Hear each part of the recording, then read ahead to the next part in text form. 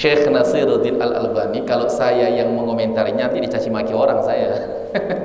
Tapi kalau melihat komentar para ulama yang lebih tinggi kalibernya dari beliau itu, bolehlah kira-kira ya. Syekh Nasiruddin Al-Albani ini ada sekitar 20 kitab yang saya miliki mencela keilmuan beliau. Sebab apa? Tidak tercatat beliau itu sebagai ahli ilmu. Kelebihan Syekh Nasiruddin Al-Albani adalah dia rajin baca.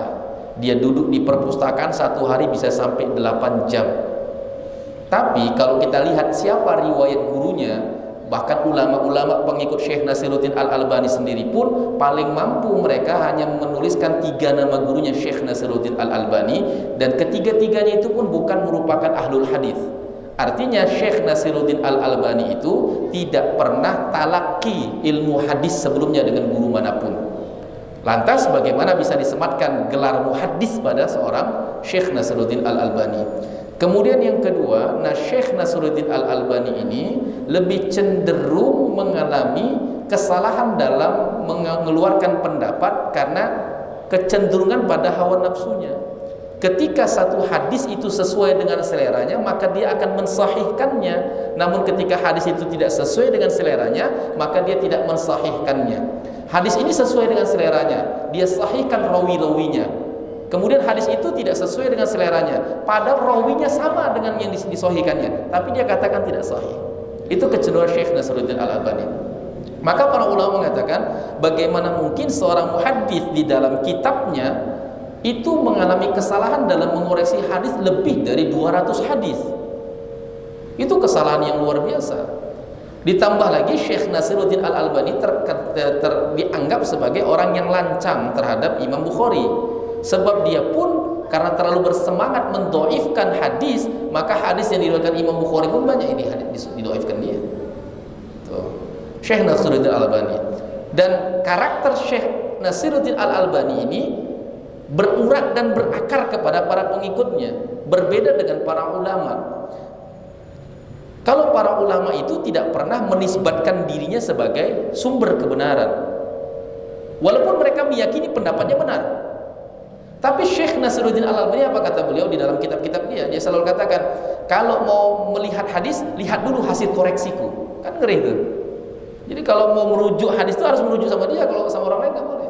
Itu yang pertama. Kemudian yang kedua, saya membaca di beberapa karya Imam Syekh Nasiruddin Al-Albani, kemudian saya bandingkan dengan ulama madhab.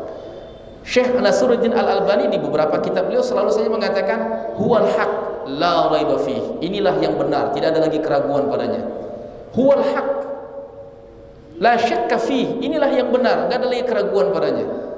Inilah yang benar, enggak boleh berpaling dari pendapat ini. Imam Abu Hanifah pernah ditanya dengan pertanyaan yang sama. Ketika ditanya tentang sebuah hukum, Imam Abu Hanifah menjawab hukumnya.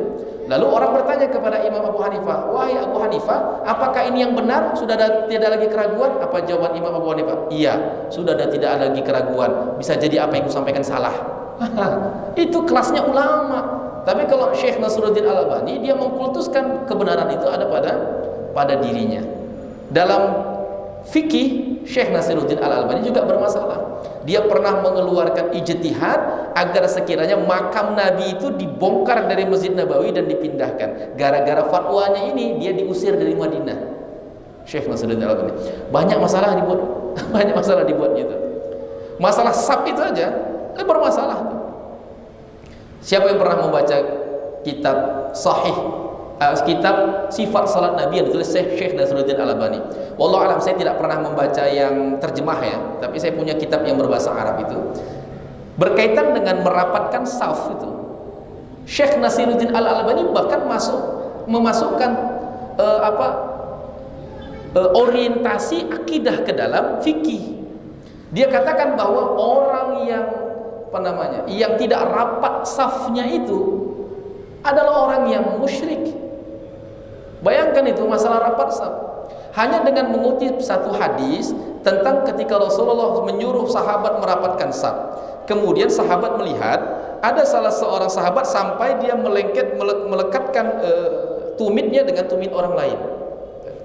Kita harus paham nih ya, dalam teks hadis ini bahwa salah seorang sahabat melakukan perbuatan itu, bukan perbuatan itu diwajibkan. Ketika Rasulullah katakan rapatkan saf, ada salah seorang sahabat itu kemudian meletakkan kakinya menempel pada kaki yang lain, menempelkan bahunya pada bahu, ya, perbuatan salah seorang sahabat yang di dalam hadis itu pun tidak disebutkan namanya, artinya tidak masyhur. Bayangkan di dalam kitab Al-Isabah yang ditulis oleh Al-Hafidz Ibnu Hajar Al-Asqalani, berapa banyak sahabat di dalam kitab itu dituliskan oleh Al-Imam Ibnu Hajar Al-Asqalani? Ada sebanyak 124.000 sahabat. Namun yang melakukan perbuatan menempelkan tumit dan juga bahu ke orang lain dalam sholat cuma satu sahabat. Artinya itu perbuatan pribadinya, bukan apa yang dimaksud oleh Rasul. Rasulullah hanya bilang rapatkan saf.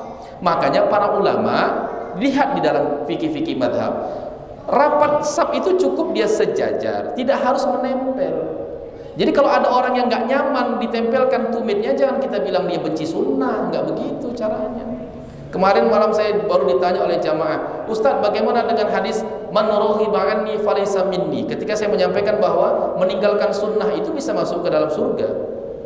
Lalu Ustaz, bagaimana man raghiba anni falaysa minni? Siapa yang tidak suka, man raghiba an sunnati falaysa minni? Siapa yang tidak suka dengan sunnahku, maka dia bukan bahagian dariku, bukan bahagian dari umatku. Hadis ini harus dipahami teksnya dari bahasa Arabnya, bukan dari terjemahannya. Itu yang pertama.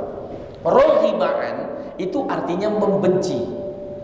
Ada orang meninggalkan satu perbuatan, apakah lantas terkategori dia membenci perbuatan itu? Enggak juga. Kenapa enggak sholat duha? Aku benci sholat duha. Mana ada? Kenapa enggak sholat duha? Ya, lagi belum semangat aja sholat duha. Tapi kalau disuruh sholat, kalau lagi kepengen, mau nggak dia sholat duha?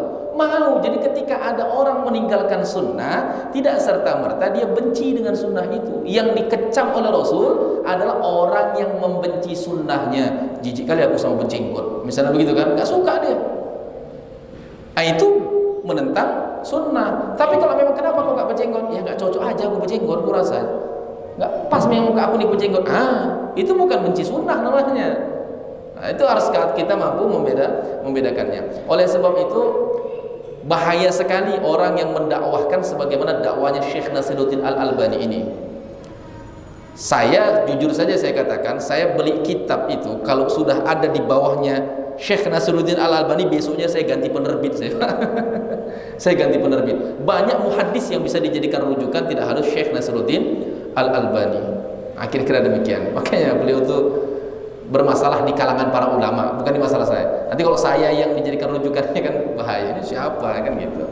Tapi kalau ulama lain itu ada 20 kitab yang mengkritisi Syekh Nasiruddin Al-Albani dari ulama yang berbeda. Kira-kira demikian. Allahu a'lam bishawab.